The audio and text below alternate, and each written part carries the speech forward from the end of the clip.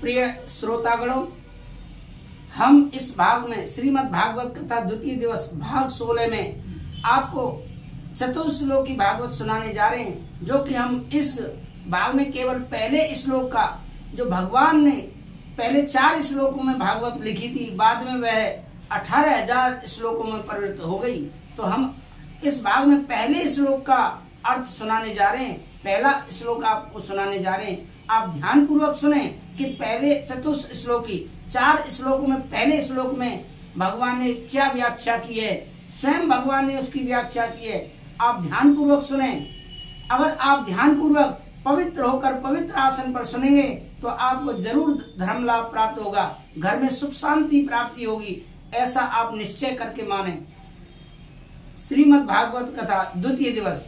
अस्मत् गुरुभ्यो नमः, अस्मत् परम गुरुभ्यो नमः, अस्मत् सर्व गुरुभ्यो नमः, श्री राधा कृष्णाभ्यां नमः, श्रीमती रामानुजाय नमः।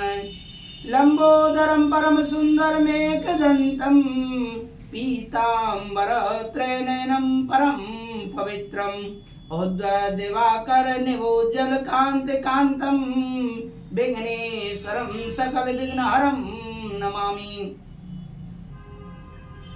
अब हम आपको द्वितीय दिवस 16वें भाग की कथा आपको सुनाने जा रहे हैं। ध्यान पूर्वक सुने। भगवान श्रीमन नारायण प्रभु के नाभि कमल से ब्रह्मा जी का जन्म हुआ। ब्रह्मा जी कमल से प्रकट हो गए। अब सोचने लगे कि हम कौन है, चारों तरफ देखना चाहते थे, तो चारों दिशाओं में ब्रह्मा जी के 4 मुख प्रकट हो गए, पर चारों ओर ब्रह्मा जी का जल और वायु के अतिरिक्त कुछ भी नहीं दिखाई पड़ा। पुनः विचार किया कि जिस कमल पर बैठे हैं उसका तो कोई ना कोई आधार मिलेगा, तो भीतर घुसकर खूब ढूंढा पर कोई आधार नहीं मिला। तो वापस आ गए, विचार करने लगे को हम, मैं कौन हूँ। तो 2 शब्द इनके कान में टकराए, स्परेशु यत षोडश मेक विंशम। स्पर्श वर्णों में जो 16वां अक्षर है वो ता और 21वां अक्षर है वह पा। ब्रह्मा जी के कान में तब शब्द सुनाई पड़ा। तब ब्रह्मा जी तपस्या में संलग्न हुए और घोर तप किया। ब्रह्मा जी ने तो उस दिव्य तपस्या से प्रभु ने उनके हृदय में अपनी वाणी को प्रकट किया। उसी दिव्य वाणी को चतुश्लोकी भागवत कहते हैं। भगवान कहते हैं, ब्रह्मा जी जरा ध्यान से सुनिएगा, मैं अपना अत्यंत गोपनीय ज्ञान तुम्हें प्रदान कर रहा हूँ, कोरा ज्ञान नहीं, अब तो अनुभव जन्य ज्ञान प्राप्त कर रहा हूँ। तो श्रोतागणों आप भी ध्यान पूर्वक सुने। अहमेवास्मेवाग्रे नान्यद यद सत सत परम पश्चादहम यदि तच्च यो वशिष्येष सोऽस्म। भगवान कहते ब्रह्मा जी, सृष्टि के पूर्व में केवल मैं ही था और निष्क्रिय था, मेरे अतिरिक्त कुछ भी नहीं था, न स्थूल था न सूक्ष्म था, और एकमात्र मेरी ही सत्ता थी। मानो यहाँ ब्रह्मा जी ने जिज्ञासा की, अच्छा प्रभु, जब आप बिल्कुल अकेले थे, आपके अलावा अन्य कुछ भी नहीं था, तो फिर ये दुनिया आपने कैसे बना दी? जिससे दुनिया बनी वह दुनिया का कुछ ना कुछ आपके पास साधन तो होगा, बिना साधन के आपने अकेले ही इस दुनिया को कैसे बना दिया? आपके पास कुछ तो होगा। भगवान बोले नहीं, कुछ भी नहीं था, इसीलिए जो भी कुछ भी मैंने बनाया वह बनने वाला भी मैं ही हूँ और बनाने वाला भी मैं ही हूँ, क्योंकि मैं अकेला था। मेरे पास ना कोई साधन था, ना कोई दूसरा बनाने वाला कर्मचारी था, इसीलिए बनाया भी मैंने और बना भी मैं। निमित्त कारण भी मैं ही हूँ और उपादान कारण में ही हूँ। भाई, कुंभकार के पास मिट्टी होगी तभी तो वह घड़ा बनेगा, सकोरा बनेगा, आदि बनेगा। ज्वेलर्स के पास जब सोना होगा तभी तो कड़ा, कुंडल आदि बनेंगे, आभूषण बनाएंगे। अकेला तो वह कुछ नहीं बना सकता, पर भगवान तो सर्वथा अकेले ही थे, इसीलिए बने भी वही और बनाए भी वही। जगत में कई कार्य ऐसे भी देखे जाते हैं जिनका निमित्त कारण और उपादान कारण एक ही होता है, हैं? वैसे तो अलग अलग होते हैं। कुंभकार ने मिट्टी से घड़ा बनाया तो घड़े का उपादान कारण क्या हुआ? वह मिट्टी जिससे घड़ा बनाया गया, पर मिट्टी अपने आप तो घड़ा नहीं बन गई। किसने बनाया? कुंभकार ने। तो कुंभकार हो गया निमित्त कारण और बनाने वाला हो गया निमित्त कारण, बनने वाला उपादान कारण, तब कार्य सिद्ध होता है। ज्वेलर है निमित्त कारण, सोना है उपादान कारण है, तब बनकर तैयार हुआ आभूषण। निमित्त कारण और उपादान कारण एक ही हो, जिसका कोई प्रमाण मोर पंख या मकड़ी का जाला, मकड़ी का जो जाला है उसका निमित्त कारण भी मकड़ी है और उपादान कारण भी मकड़ी है। मकड़ी कोई बाजार से धागा खरीद कर तो नहीं लाती जाला बनाने के लिए, वह जाल भी तो अपने द्वारा ही प्रकट करती है, तो धागा भी उसी ने प्रकट किया और उसकी रचना भी उसने की, अतः निमित्त कारण भी वही है और उपादान कारण भी वही है। उसी प्रकार मोर ने जो पंख तैयार किया, बनाने वाला भी वही है और बनने वाला भी वही है।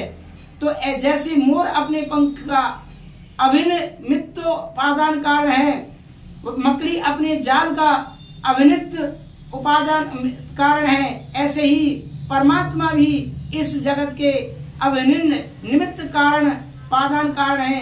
जगत को बनाने वाले भी वही हैं और जगत में रूप बदलने वाले, रूप में बनने वाले भी वही हैं। ये सारा जगत उसी का विलास है, वही जगत के रूप में अव्यक्त है।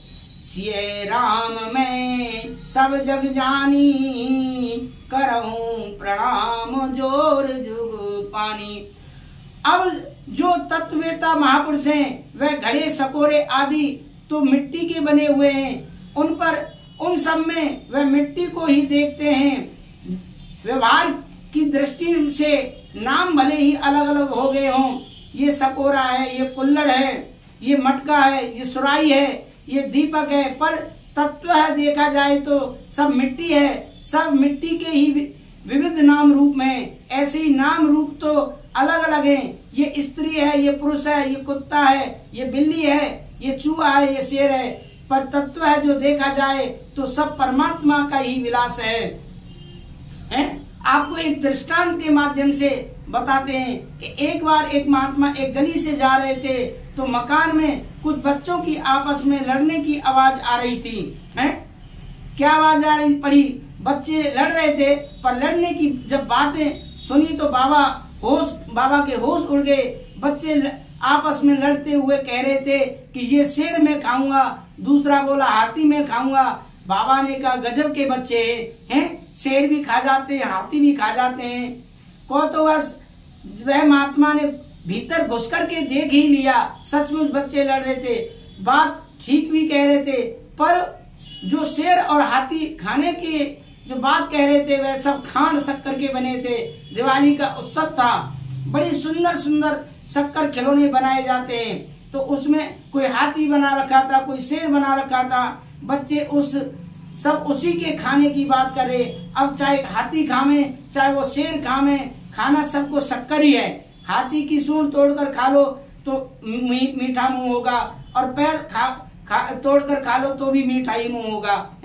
अलग अलग नाम रूप में देखने आ रहे हैं। उसी प्रकार जो तत्ववेता महापुरुष होते हैं वह तो सारे जगत में उसी शक्कर रूपी परमात्मा का दर्शन करते हैं। सब उसी के विविध नाम हैं, रूप में। भगवान कहते हैं सुनो ब्रह्मा जी, ये तो रहा मेरा स्वरूप, अब मेरी माया जो तुम्हारा कार्य सिद्ध करेगी उसके बारे में भी जान लो। क्या? अगले श्लोक में आपको ये सब आगे जानकारी देंगे। ये चतुर्थ श्लोक की भागवत का प्रथम श्लोक समाप्त हुआ। अब आपको अगले जो दूसरा श्लोक है चतुर्थ श्लोक की, जो भगवान नारायण ने 4 श्लोकों में जो भागवत लिखी है, जिसमें पहला श्लोक यहाँ समाप्त हुआ, दूसरे श्लोक का भावार्थ आपको अगले एपिसोड में, अगले भाग में बताएंगे। जब तक आप हमारे साथ बने रहिए और हमारे YouTube चैनल को सब्सक्राइब करना ना भूलें, जिससे कि अगला भाग, अगला श्लोक आपको प्राप्त हो सके, नोटिफिकेशन प्राप्त हो सके। इसी के साथ मैं विदा लेता हूँ। राधे राधे, जय श्री राधे।